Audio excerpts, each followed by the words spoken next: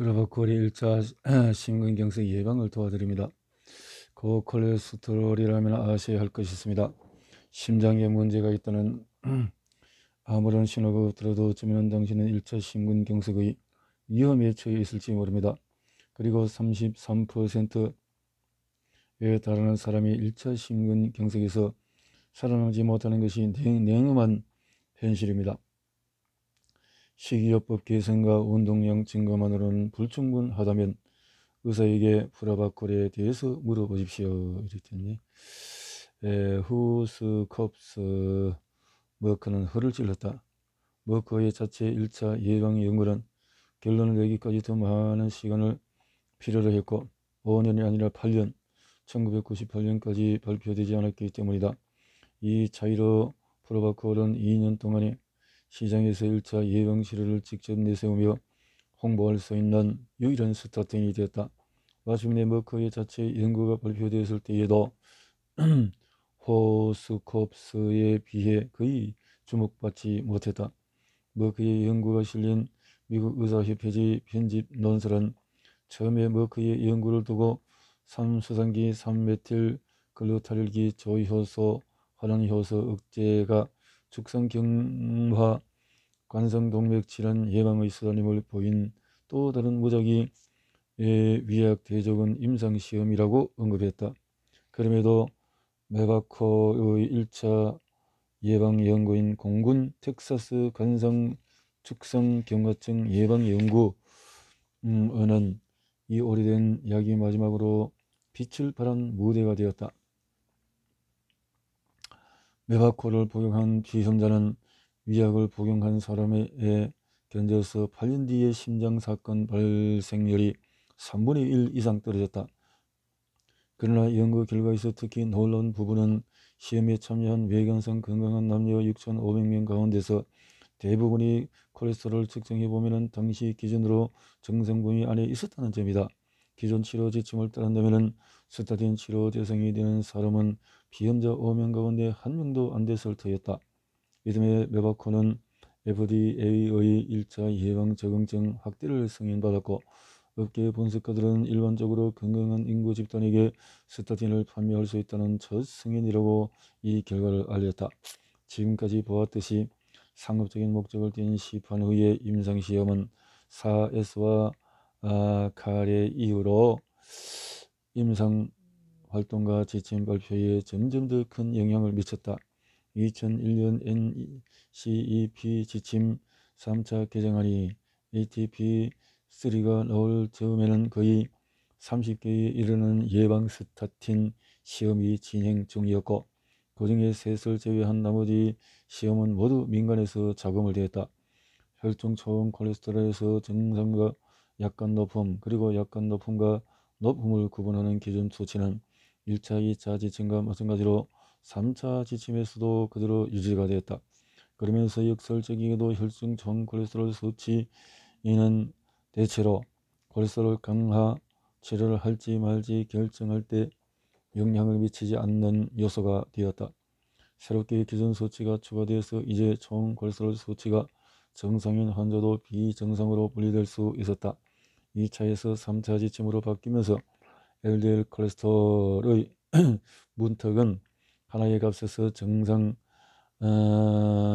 이상, 약간 높음, 아주 높음의 이렇게 다단계의 스펙트럼으로 불어났다. 고밀도질 HDL 콜레스테롤의 정상과 비정상 수치를 구분하는 값은 메바코 1차 예방시험을 쫓아서 35mg에서 40mg으로 상향 치료 가능 대상의 범위가 더욱 늘어났다. 더욱이 새로운 지침은 당뇨병 같은 몇몇 자격 조건을 명시하고 별도의 자료 용지를 바탕으로 위험 점수를 계산해 내므로써 관상동맥 질환이 없는 사람도 2차 예방을 위해서 적극적으로 지질 강화 치료를 할 만한 관상동맥 심장질환과 동등한 범주에 두었다.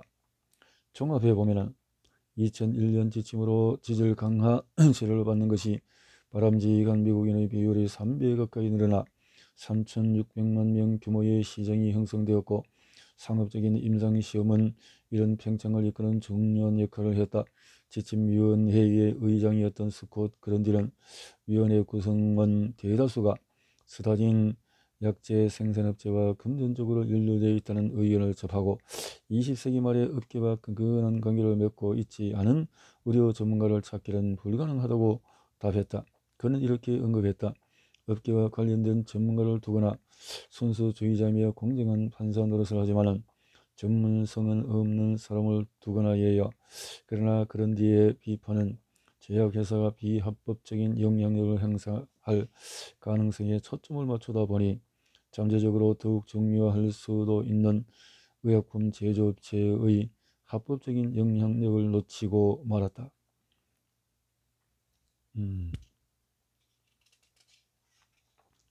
하한선을 정하기라. 하한선 정하기. 스타딘 시험이 치료의 문턱을 낮추면서 성공하면서 이 경기를 끝없이 밀고 나갈 수 있지 않을까 궁금해하는 사람들도 늘어났다.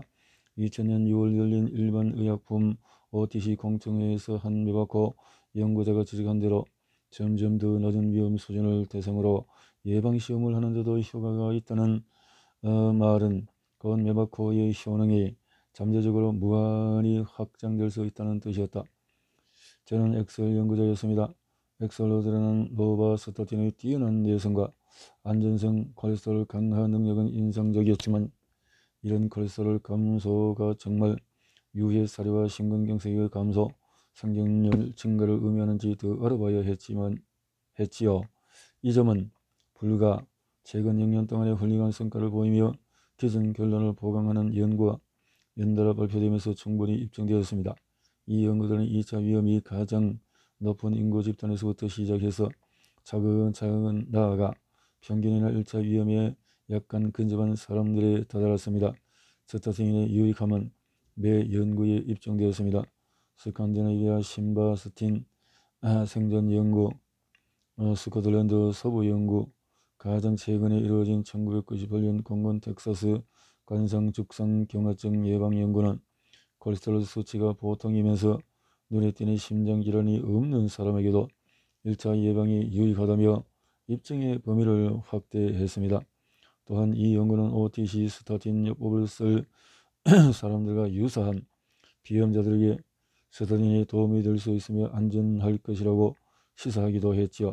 글쎄요, 이를 염두에 둔다면 콜레스테롤 강화를 통한 1차 위험 감소가 다음에는 어느 단계에 이르게 될까요?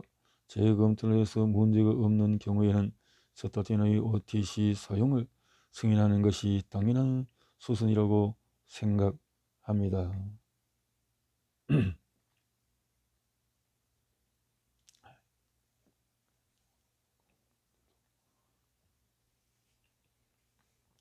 메가코 OTC 공청회에서는 중개자 없이 여기에 접근할 수 있도록 하겠다는 원칙을 둘러싸고도 논란이 많았지만 NCB 지침에 따르면 약물 요법의 대상이 아닌 새로운 환자군의 규정도 중요한 문제였다. 그는 메바코 1차 예방 연구에서 나온 증거를 활용해 콜레스테롤 수치 상승이 경미하거나 중간 정도에서 약을 처방할 만큼 상태가 심각하지 않은 시초 환자 프로토 페이션트 집단에게 메바코 OTC를 판매하고자 했다. 환자를 대상으로 한 자체 1차 예방시험에서 콜레스테롤 수치가 약간 높은 환자와 LDL 콜레스테롤 수치가 약간 높은 환자에게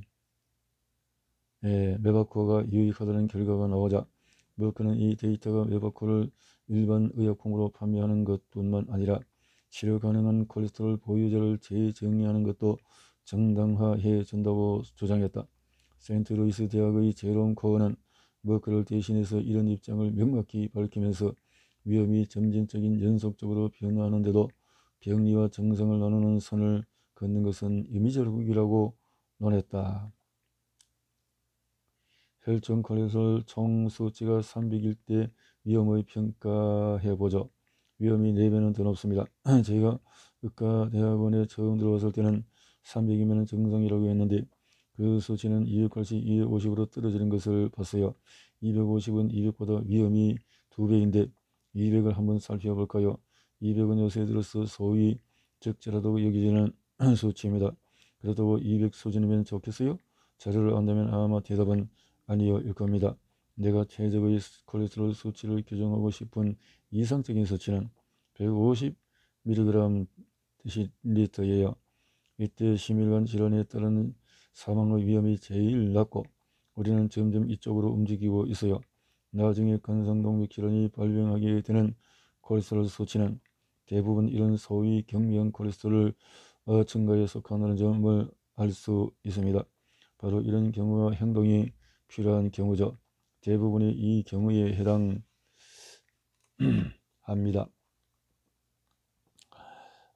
이 집단이야말로 의사들이 어디 보자 콜레스테롤이 210에서 220 정도? 약간 높네요 라고 말하며 외면하곤 하는 집단이에요. 거의 정상, 거의 평균이라고요. 글쎄요, 이 나라에 있는 평균적인 사람은 관상동맥 심장질환으로 사망하는 셈이니 누구든 그 평균 수치에 있고 싶겠어요? 다들 최적 수치에 있고 싶어요. 그 점만은 꼭 기억하세요.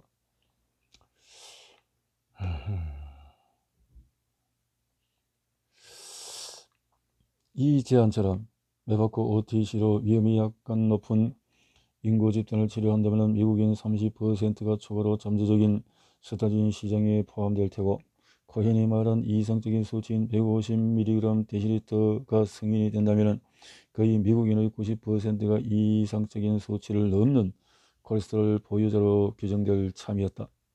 90%.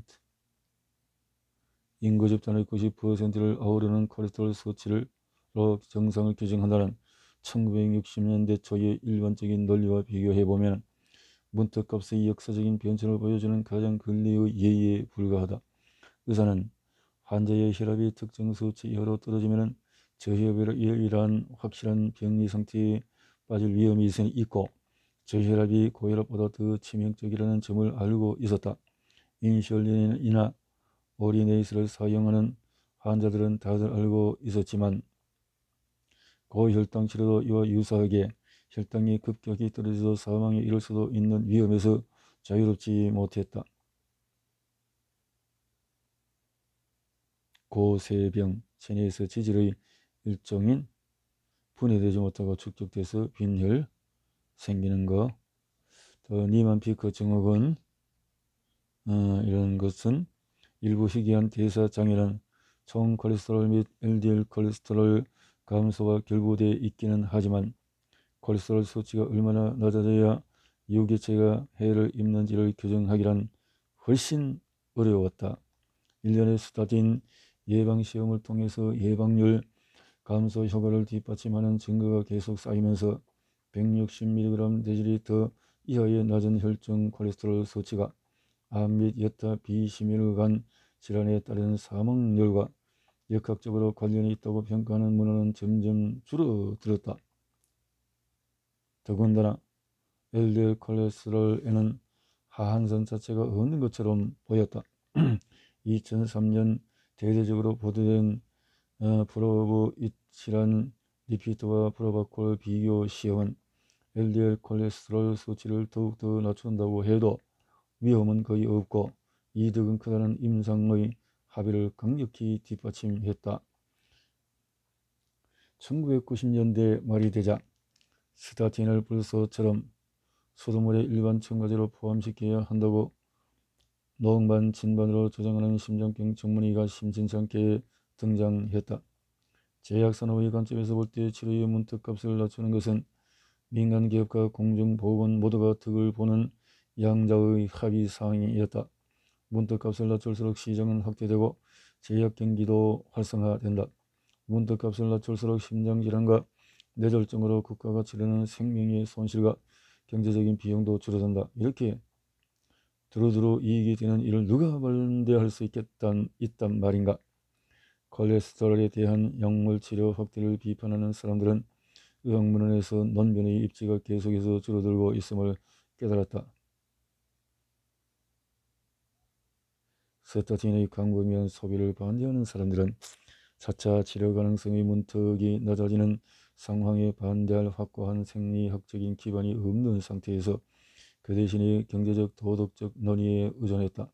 오늘날 스타틴의 광범위한 사용에 대한 비판은 자원의 효율적 사용이라는 공리주의적인 계산과 절대적 원칙을 토대로 한 의무론적 논이라는 윤리학 논변의 고전적인 분할을 선을 따라 쪼개져 있다. 그 결과 반대 논변은 파편화되어 치료문턱이 실질적으로 낮아지는 상황이 되풀이되는데도 한 목소리로 반대하지 못하고 있다. 스타틴의 광범위한 사용에 반대하는 공리주의적인 논증은 측정 기준 문제에서 좌초하는 경향이 있다. 위험 편익 관점에서 비용 편익 또는 비용 효율성 접근으로 논쟁이 이동하는 상황은 1989년 열린 증상 없는 고콜레스테롤 탐지와 치료에서 정책의 역할을 평가하는 캐나다 미국 합동 보건회의로 거슬러 올라간다. 같은 해 미국 기술영향평가국은 1차 NCP 지침의 비용을 정량화하려 했었고 그 결과 노인의 의료보장제도 대상 집단만 따졌을 때 NCP 지침 적용의 편익은 불확실한 반면에 비용은 연간 30에서 140억 달러 가량이 든다는 내용의 보고서를 발간했다. 콜레스테롤 치료에 대한 초창기의 이런 비용 효율성 분석은 처음에 중앙정책기획자들에 의해서 고가의 치료가 전체 인구 집단에 최선의 이익을 제공하는 지 평가하는 비판적인 방법으로 쓰였다. 1980년대 후반에 이루어진 콜레스테롤 지침에 대한 비용 효율성 연구들은 NCP 지침의 비용이 연구 대상 집단의 연령과 위험 특성에 따라서 약물요법을 통해서 얻어지는 생존 연수 1년당 32,000달러에서 60만 6천 달러 정도이며 평균값은 15만 달러라고 추산했다. 이 비판적인 분석에서 긍정적인 결과를 얻으려면 이처럼 많은 비용이 들어간다는 점을 토대로 인구 집단 전체를 대상으로 한 검진이 전혀 비효율적이지 않다는 주장을 제기했다. 쓸 수 있는 돈은 정해져 있는데 사람들의 콜레스테롤 수치를 검사하고 콜레스테롤 강화 약물요법을 시행하면 경도 및 중증도 고혈압 약처럼 저렴한 여타 심혈관 질환 예방 활동이나 그보다도 저렴한 10대 대상의 콜레스테롤 감소 교육 비용에 투입해서 더욱 효율적으로 쓸 수 있는 돈이 딴 데에 들어간다는 말이었다. 1990년대 초에는 점점 더 많은 비용 효율성 연구가 쏟아지며 콜레스테롤 검사와 약물요법을 계속 비판하고 있었다. 국가 콜레스테롤 지침 위반한 사람들도 비용 효율성이라는 새로운 논리의 중요성을 인정해서 1993년 개정된 지침 체계에 콜레스테롤 강화 치료법의 비용 효율성을 포함시켰다. ATP2가 발표된 해는 실패로 돌아간 클린턴의 국민건강보험안을 둘러싸고 논쟁이 광범위하게 벌어진 해이자 세계은행 보고서에 건강에 대한 투자가 발간돼서 장애 보정 생존 연수 데일리란 개념이 다양한 보건개혁의 비용에 통용될 수 있는 이상적인 화폐로 국제 공동체에 소개된 해였다.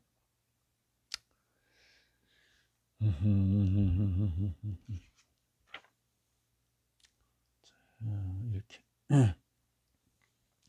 관리의료 매니지드케어상의 처방약 목록 지정이 보건의료 환경에 점점 더 영향을 미치는 상황에서 비용 효율성에 따른 제한이 국가 치료 지침에 도입되자 제약회사가 콜레스테롤 강화제를 홍보하는 과정도 복잡해졌다.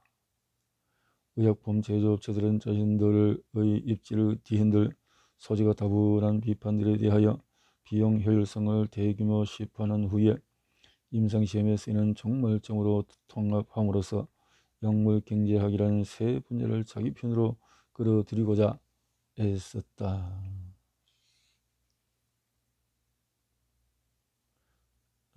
분석가들은 업계에서 자금을 댄 시험을 통해서 쌓인 비용 효율성 재료의 의문을 제기하며 스타틴의 광범위한 사용이 비용 효율적이지 않다고 주장했다. 그러나 비판적인 약물 경제학 문헌이 계속 나왔는데도 20세기 말 수명의 비용을 계산하는 잠재적인 측정 기준과 방법론이 쏟아지면서 이들의 목소리는 잦아들었다.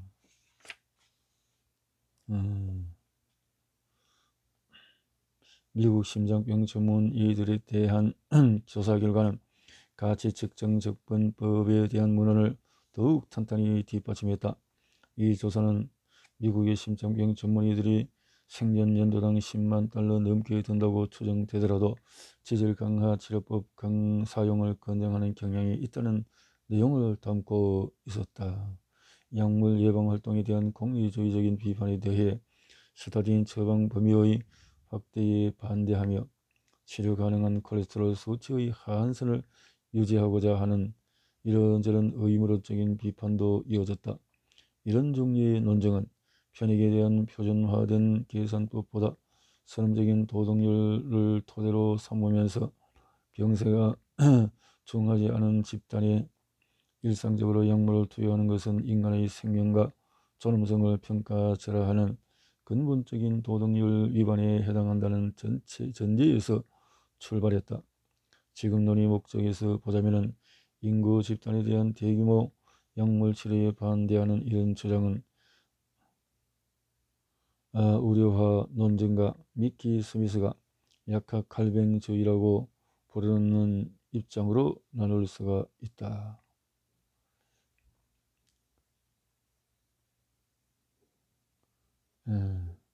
우리화 비판은 전형적으로 위에서 아래로 향하는 접근법이다. 우리화 비판이 정치 경제학의 뿌리를 둔다면 약학 깔뱅주의 비판은 약을 소비하는 개인의 도덕에 초점을 맞춘다.